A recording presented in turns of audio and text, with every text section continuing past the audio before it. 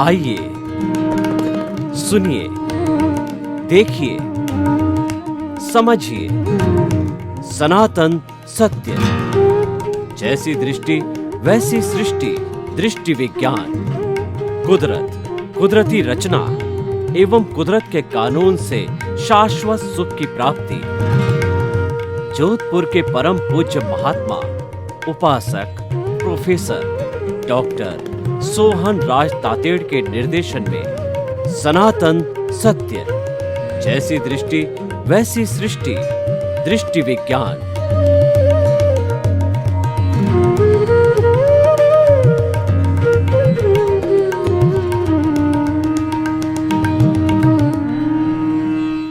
भाइयों और बहनों, मातृशक्ति को नमन। आज का हमारा बहुत सुंदर विषय है कि सुख कौन भोगता है। देखिए, सुख हरेक को चाहिए। जो व्यक्ति जन्म लेता है, कोई मरना नहीं चाहता। छोटा से छोटा वायरस कोरोना भी देखो, वो मरना नहीं चाहता, उसने तो कईयों को मार दिया। और कोई दुख नहीं चाहता, सभी सुख चाहते हैं। दुख हो जाता है, वो तो कर्मों के अधीन है, पर चाहता कोई नहीं है। तो प्रश्न ये है कि हर व्यक्ति सुख चाहता है, तो आखिर सुख भोगता कौन है? ये बात दार्शनिक दृष्टि से बहुत ही महत्वपूर्ण बात है। और अगर ये बात समझ में आ जावे तो हम शाश्वत सुख को प्राप्त कर सकते हैं। क्योंकि हमारे इस सनातन सत्य कार्यक्रम के अंतर्गत सुख और दुख भ्रांति है। हम तो मानते हैं कि सुख और दुख काल्पनिक है। कैसे कि मान लीजिए हम मंदिर से भगवान के दर्शन करके बाहर आ रहे हैं, तो बाहर जो भिखारी बैठे हैं उसको हमने अगर 10 रुपए का नोट दिया तो बहुत खुश होता है, वो सुखी होता है कि आज मुझे एक बड़ा सेठ 10 रुपए साथ देने वाला, डोनेट करने वाला मिला। और वही 10 रुपए पास में से जा रहे अप टू डेट व्यक्ति को जो है मैं ऑफर करता हूँ, तो वो इंसल्ट फील करता है, वो खिन्न होता है, वो दुखी होता है। देखिए, चीज वही है, एक के लिए सुख है, दूसरे के लिए दुख है। एक व्यक्ति जिसको डायबिटीज नहीं है और मीठा खाने का शौक है, वो तो किलो किलो भर मिठाई खा जाता है। और हाई डायबिटिक है, वो तो 5 ग्राम भी खा गया तो उसको इंजेक्शन लगाने पड़ेंगे, इंसुलिन की गोलियां लेनी पड़ेगी। तो भाइयों और बहनों, इसका अर्थ ये कि सुख और दुख जो है वो काल्पनिक है और हमारी ये मान्यता है। मान्यता कैसी? ये भ्रांत मान्यता है। इस भ्रांत मान्यता को जो है हमें समाप्त करना, और इस भ्रांत मान्यता के कारण हम जीवन भर सुख और दुख के पलड़े में झूलते रहते हैं। कभी हमारे धंधे में 1 लाख रुपए का प्रॉफिट हुआ, हम सुखी हो गए, प्रसन्न हो गए, आनंदित हो गए, मुस्कुराने लग गए, मूड अच्छा बन गया। और थोड़े समय के बाद में 2 लाख रुपए का घाटा हो गया, हम दुखी हो गए, डिप्रेशन में चले गए। और कई लोग को बहुत बड़ा शौक लगता है तो वो जो है कोमा में भी चले जाते हैं, मृत्यु भी हो जाती है। हाईली डिप्रेशन होकर लोग सुसाइड भी कर लेते हैं। कई जो जिन्होंने टारगेट बना रखा है कि मैं जो फर्स्ट पोजीशन लाऊंगा और ला नहीं पाता है, तो वह सुसाइड तक कर लेता है। जितने सुसाइड के केस है उसके पीछे आप हिस्ट्री देखोगे तो डिससेटिस्फैक्शन है। वो चाहता था, वैसा हुआ नहीं, तब उसने जो है वो कहना चाहिए कि भ्रांतिवश कहिए और जल्दबाजी में कहिए, उसने अपना सुसाइड कर लिया। जबकि वो गलत है, क्योंकि फल तो भावी के हाथ में है। नियति के हाथ में, आपके हाथ में कर्म है। भगवान कृष्ण ने गीता में यही तो बात कही है कि सुखी होना है, अच्छा जीवन जीना है, मुक्त होना है, शाश्वत सुख को प्राप्त करना है, तो निष्काम कर्म करो। कर्म करते ही रहते हो, करना ही पड़ेगा। 24 घंटे करते हो तो ढंग से करो ना। ढंग से कैसे करेंगे? ये फल की इच्छा रहित कर्म करो। आपका कर्म है परीक्षा देना। अब रिजल्ट कैसा आए आपके हाथ में नहीं है, एग्जामिनर के हाथ में है, व्यवस्थित के हाथ में है। करता तो व्यवस्थित शक्ति है। देखिए, हमारा जन्म से मृत्यु का जो स्पान है वो आयुष्य कर्म के अधीन, और ये जीवन है। कोई माने या न माने, लेकिन अल्टीमेट रियलिटी ये है, सनातन सत्य ये है, ये सार्वभौम सत्य ये है कि इस जीवन का हर क्षण प्री डिसाइडेड है। पिछले जन्म में जैसे जैसे आपने प्रतिष्ठा की, जैसे जैसे भाव डाले, जैसे जैसे कॉजेज डाले, उन कॉजेज की फिल्म तैयार हुई, उनका बंच ऑफ दी कॉजेज तैयार हुआ, कॉजल बॉडी बनी। और कॉजल बॉडी आपने पिछले जन्म का समझिए कि 3 घंटे का रूपक के रूप में पेपर दिया, तो आपने जीवन पर्यंत उस पेपर में करेक्शन किया, एडिशन किया, डिलीशन किया, आपके हाथ में थी आपकी आंसू। लेकिन जब आपने एग्जामिनर यानी कुदरत को दे दी, यानी आपका आयुष्य समाप्त हो गया, तो अब इस जन्म के अंदर कुदरत अब आपको रिजल्ट देगी, कुदरत आपको उसका परिणाम देगी। और जो जो आपने प्रतिष्ठाएं की, भाव डाले, भाव कर्म बनाया, कॉजल बॉडी, कर्म शरीर, लिंग शरीर, कुछ भी कहिए, अज्ञान का पुलिंदा वो बनाया, वो इस जन्म के अंदर वो द्रव्य कर्म के रूप में बदल जाता है। क्योंकि भाव जो विषय है वो चेतना का विषय है, और द्रव्य है वो जड़ का विषय होता है। भाव सिर्फ आत्मा ही कर सकती है, या आत्मा की सत्ता ही कर सकती है। बुद्धि है, प्रज्ञा है, सुबुद्धि कुबुद्धि कोई भी हो, जो आत्मा की भाव सत्ता है, क्योंकि मूल स्वरूप वाली आत्मा तो अक्रिया कुछ करती नहीं है।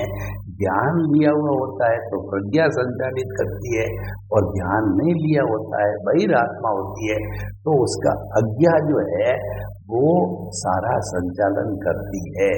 तो इसीलिए भाव सत्ता के द्वारा ही भाव बनते हैं, वो चेतना का विषय है।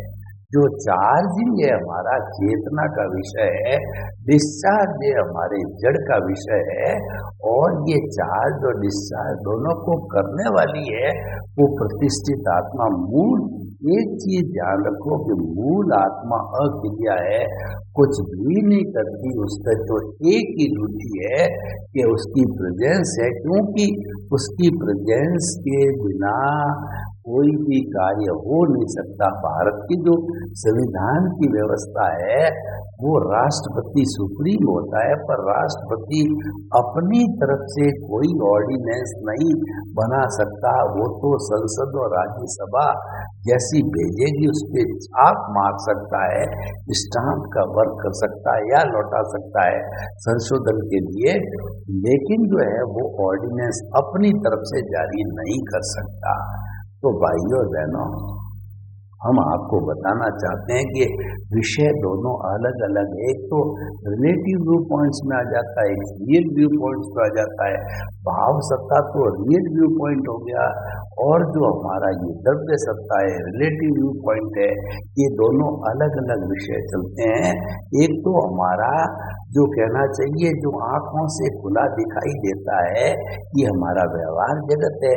वो सारा व्यवहार जगत है वो जड़ का जगत है, और एक निश्चय का जगत है जो को मुक्ति तक ले जाता है, हमको मोक्ष में जाने वाला तत्व, जिसमें कि जड़ पीछे रह जाता है। वो सारा भाव, वो सारा भाव सत्ता है, भाव पक्ष है, वो प्रज्ञा का संसार है, और वह जो है ज्ञाता दृष्टा का संसार है, वह जो है हमारा दृष्टि विज्ञान है, वो हमारा भेद विज्ञान का विषय होता है। तो ये दोनों अलग अलग, एक तो मैकेनिकल मोड है और एक हमारा चार्जिंग का मोड है। मैकेनिकल मोड डिस्चार्ज मोड होता है, उसमें स्वतंत्रता होती है, उसको मात्र कुदरत चलाती है, कुदरत के अधीन ही वो क्रिएटर ऑपरेटर डिस्ट्रॉयर कुदरती रहती है, कुदरती संचालित करती है। हमारी कोई भी उसके अंदर स्वतंत्रता 0.001% भी नहीं। इसीलिए आप उसकी तरफ ध्यान क्यों देते हो?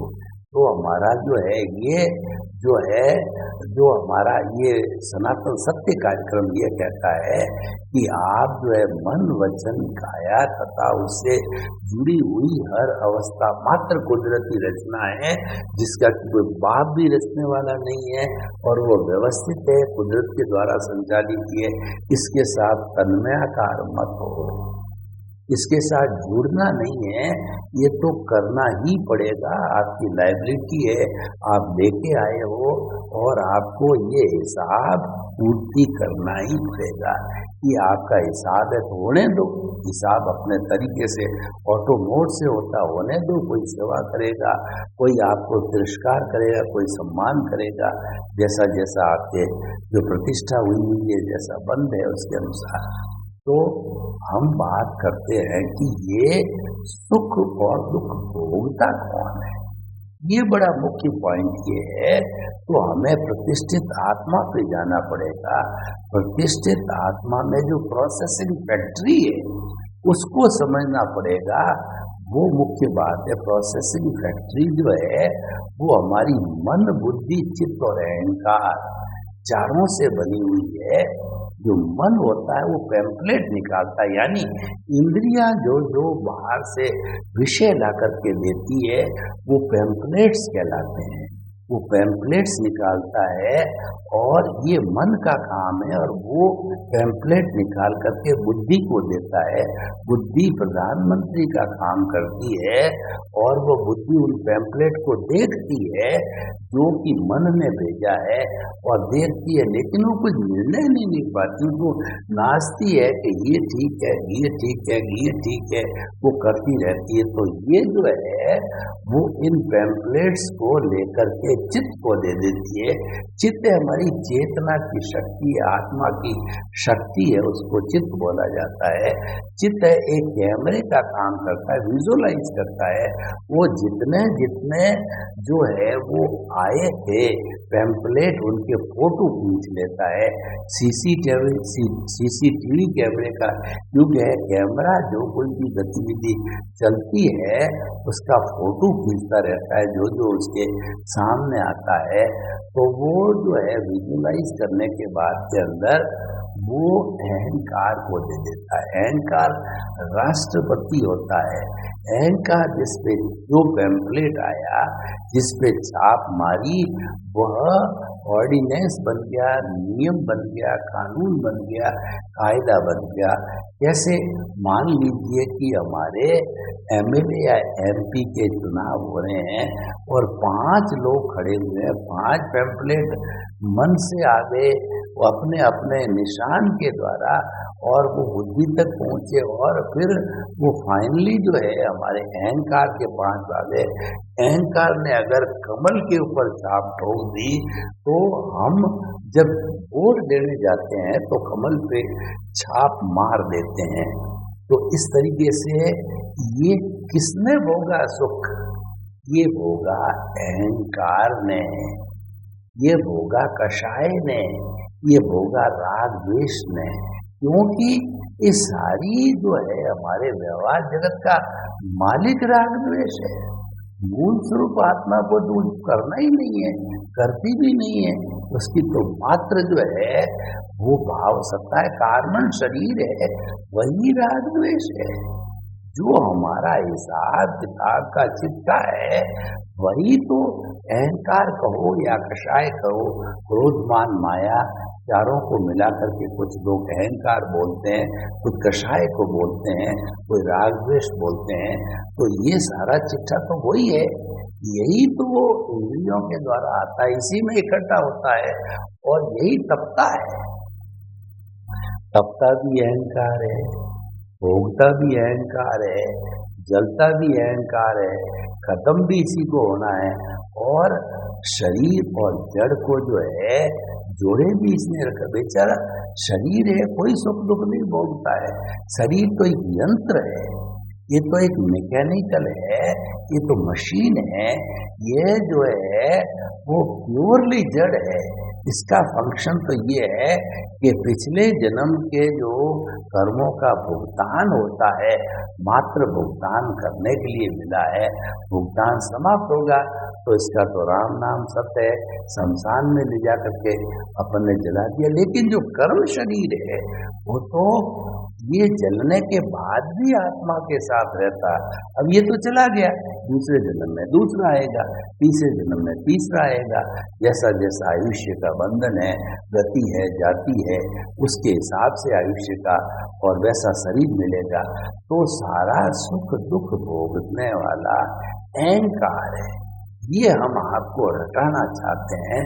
आप हमेशा याद रखना कैसे भोगता मैं देखता हूँ, बताता हूँ आपको कि मान लीजिए शादी के अंदर जो है कोई भी अच्छा मालदार व्यक्ति है, उसका बेटी का पिता, तो उसने पंडाल बनाया, बहुत महंगा पंडाल, विचित्र पंडाल, नए स्वरूप का पंडाल। तो उस पंडाल को लोग देखने आते हैं, कहते हैं वाह कितना अच्छा बना है। तो ये जो क्रेडिट के सुख है कौन भोगता है? लड़की के पिता का अहंकार भोगता है, उसका शरीर नहीं भोगता, उसमें रहने वाली आत्मा नहीं भोगती। केवल अहंकार अपनी तुष्टि के लिए भोगता है। मैं बड़ा इंजीनियर हो गया, तो ये तुष्टि का अहंकार कौन भोगता है? वो इंजीनियर का अहंकार भोगता है। जितनी जितनी हमको पद प्रतिष्ठा मिलती है, उस व्यक्ति का अहंकार, उस व्यक्ति का कषाय, उस व्यक्ति का राग द्वेष भोगता है। ये मुख्य बात हमेशा स्मरण रखनी चाहिए कि भोगने वाला अहंकार, इसीलिए कहा गया है कि कषाय शुद्धि ही सच्ची शुद्धि है, क्योंकि कषाय शुद्धि कषाय के समाप्त होने के बाद, पहले कषाय के जीरो होने के पहले शाश्वत सुख की प्राप्ति नहीं हो सकती है। जो परमानेंट सुख चाहिए, जिसके अंदर कभी दुख आता ही नहीं है, वो स्थायी तत्व है, वो परमानेंट है और वो हमारी आत्मा का लक्षण है, आत्मा का गुण है। गुणी कभी भी जो है, गुण कभी भी गुणी से अलग नहीं होता। जो आत्मा के चार लक्षण है वो हमेशा आत्मा के साथ ही रहते हैं। जैसे कि मीठापन है, गुड़ का स्वाद है, ये गुड़ से कभी अलग नहीं होता है। तो आत्मा के साथ जो चार तत्व है, अनंत ज्ञान, अनंत दर्शन, अनंत शक्ति, अनंत सुख का दान है, ये जो है आत्मा के गुण होने का आत्मा के ही साथ रहते हैं। और ये जो है वह भीतर जो सुख है, आनंद का खजाना, आनंद का जरिया है, वो आत्मा में बैठा ही रहता। वहाँ पे कोई भी दुख की स्थिति होती नहीं है। आत्मा अमूर्त है और वहाँ पर कोई दुख नहीं है। तो भाइयों बहनों, हम आपको कहना चाहते हैं, कभी आप सुख भोगते हो, कभी आप दुख भोगते हो। आपको अच्छा भोजन मिल गया, आप सुखी हो गए। आपको बासी भोजन मिला, आप दुखी हो गए। आपको सम्मान मिला, आप सुखी हो गए। आपका तिरस्कार हुआ, आप दुखी हो गए। आप बीमार पड़ गए, आप दुखी हो गए। आप स्वस्थ हो गए, आप सुखी हो गए। तो ये सुख और दुख का पलड़ा जीवन भर चलता रहता है। तो क्या आप इससे ऊबते नहीं हो? हर इंसान ऊबता है। अगर आप भोजन करो और रोज का रोज 365 दिन वही एक सा भोजन, दाल बाटी खाने का भोजन, तो क्या आप ऊबोगे नहीं? क्योंकि मानव की प्रकृति है कि परिवर्तन होना चाहिए। परिवर्तन तो संसार का नियम भी है कि जो संचरण करता है वो संसार चलाता है, और संसार में तो हर क्षण हर वस्तु बदलती रहती है, क्योंकि उसमें पर्याय काम करता है, उसमें उत्पाद होता है, व्यय होता है, इस कारण से वो बदलती रहती है। तो हम ये बताना चाह रहे थे कि परिवर्तन संसार नियम है, परिवर्तन बदलता रहता है। तो हम जो जब स्थायी चीज है उस स्थायी चीज की क्यों नहीं प्राप्ति करना चाहेंगे? हम अपने स्वयं के मकान में रहना पसंद करेंगे या किराए के मकान में? किराए का मकान हर 10-11 महीने के बाद में खाली करना पड़ता है, और उसमें कोई एडिशन, अल्ट्रेशन, फर्नीचर अपनी कोई भी इच्छा हो तो हम नहीं बना सकते, क्योंकि उसका पेमेंट मकान मालिक नहीं देने वाला है। तो इसीलिए जो है ये सारा जो है वो होता है, वो सारा जो है वो एक पलड़ा है झूलने वाला, ऊंचा नीचा ऊंचा नीचा। परंतु हमारा जो शाश्वत सुख है वो 365 दिन एक सा ही रहता है, और उसका स्वाद भी एक सा ही रहता है। स्वाद घटता बढ़ता नहीं है, मधुर स्वाद रहता है। और सबसे बड़ी बात, आदमी उससे कभी ऊबता नहीं। जो हम सांसारिक जीवन जीते हैं, वही कपड़ा पहना, फिर दूसरा पहना, तीसरा पहना, उड़ते रहते हैं, बदलते रहते हैं, खाना बदलते रहते हैं, उड़ते रहते हैं। लेकिन वो जो हमको भीतर से जो आनंद का झरना जरिया मिलता है वो हम कभी भी भूलने वाले नहीं होते हैं, और वो स्थायी तत्व होता है, वो कभी बनता बिगड़ता नहीं है, उसके अंदर कोई भी कमी नहीं आती, एक सा रहता है। क्योंकि आत्म तत्व है, हमेशा भूत भविष्य वर्तमान में एक सा रहता है। तो भाइयों और बहनों, हमने आपको ये संपूर्ण विचारधारा देकर के ये बताया कि सुख और दुख हर सूरत के अंदर जो है अहंकार भुगतता है। अब आप देखिए कि आप कहते हो मैं भारत का प्रधानमंत्री बन गया, बहुत अच्छी बात है।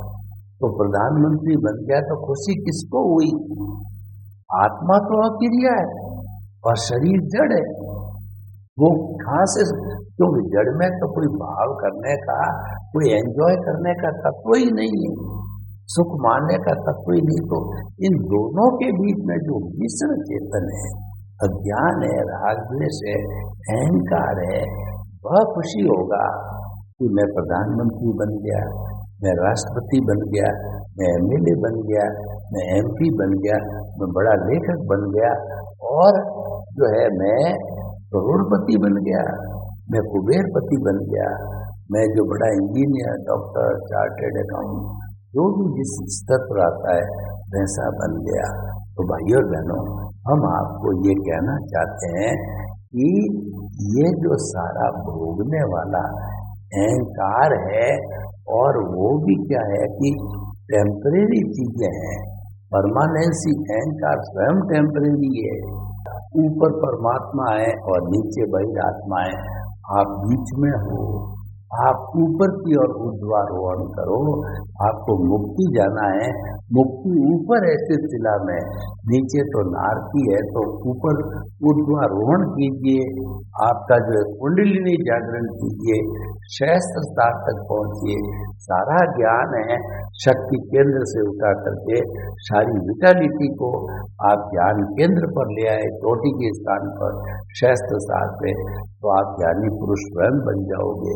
तो इस तरीके से जो है हमारा विकास जो है प्रारंभ हो जाता है, और ज्ञानी की कृपा से हमको दृष्टि विज्ञान मिलता है, भेद विज्ञान मिलता है, ज्ञाता दृष्टा बन जाते हैं, और हम जो है आगे से आगे बढ़ते रहते हैं। हम परमात्मा के साथ जुड़ जाते हैं, परमात्मा से आशीर्वाद देने लग जाते हैं, परमात्मा मय हो जाते हैं। तो धीरे धीरे जब परमात्मा मय लंबे समय तक बने रहेंगे तो हम स्वयं भी परमात्मा बन जाएंगे, यानी सिद्ध बुद्ध और मुक्त बन जाएंगे। तो इस तरीके से भाइयों और बहनों, हम आपको बताना चाहते हैं कि व्यवहार पक्ष के अंदर जितना भी हमारा टेम्परेरी सुख है और दुख है, वो भोगने वाला जो है वो कषाय है, वो मिश्र चेतन है, वो अज्ञान है, वही भोगता है। और जब अज्ञान समाप्त हो जाता है तब ये जो है मिश्र चेतन समाप्त हो जाता है और जड़ भी अलग हो जाता है, चेतन भी अलग हो जाता है और दोनों अपने अपने क्षेत्र के अंदर मुक्त होते हैं और मुक्ति को चला जाते हैं। मुक्ति को जो जड़ है बेचारा, वो जो है कार्बन शरीर जो चतुस्पर्शी है, वो 4 स्पर्श के पुद्गलों के अंदर चला जाता है और उसमें से जो पुद्गल परमाणु होते हैं, जो भगवान महावीर ने कहा कि परमाणु नॉन डिविजिबल होता है, नॉन डेस्ट्रक्टिबल होता है, वो विशुद्ध जड़ का पदार्थ होता है। और जब 1 से 2 परमाणु होता है, 2 से 4 होता है, 4 से 8 होते हैं, जब वो अशुद्ध होते हैं, अकेला वो रहता है तो शुद्ध परमाणु स्वरूप होता है। तो वह जड़ भी शुद्ध है और चेतन भी शुद्ध है। तो इस तरीके से शुद्ध अवस्था को हमारा चेतन है धीरे धीरे प्राप्त कर लेता है और वही जो है वो हमारा गंतव्य है, हमारा लक्ष्य है, हमारी मंजिल है, उसके तक पहुंचना है। जब तक हम उसके तक नहीं पहुंचते हैं तो एक चीज का हमको ध्यान रखना है कि हमारे इस वर्तमान जीवन के अंदर जितना भी सुख और दुख होता है वो भोगने वाला अहंकार है, कषाय है, राग द्वेष है। सर्वे भवन्तु सुखिनः सर्वे सन्तु निरामया। लोक के सब्जियों को सुख मिले, शांति मिले, आनंद मिले, प्रेम मिले, सौहार्द मिले, मुक्ति मिले, आपके प्रति मंगल भावना।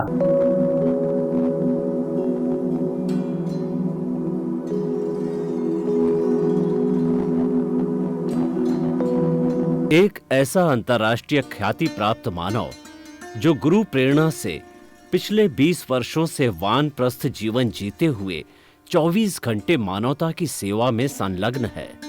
एक ऐसा मानव जो अभी राष्ट्रीय, अंतर्राष्ट्रीय टीवी चैनलों पर 7,500 एपिसोड के माध्यम से सनातन सत्य, आत्मविज्ञान एवं पुनरुत्थान, व्यवहार एवं निश्चय जगत के जीवनोपयोगी विषयों पर हृदय स्पर्शी प्रवचन कर चुका है।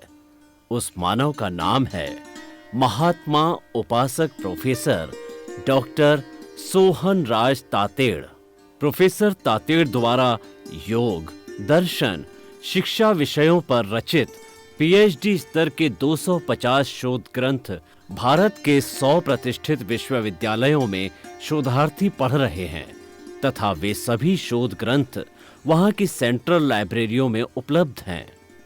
महात्मा सोहन राज ने अभी तक हजारों स्कूलों, कॉलेजों, विश्वविद्यालयों एवं संस्थाओं में सेमिनार, वर्कशॉप, कैंप लगाकर लाखों विद्यार्थियों को योग, दर्शन, शिक्षा का प्रशिक्षण देकर उन्हें सुसंस्कारित किया।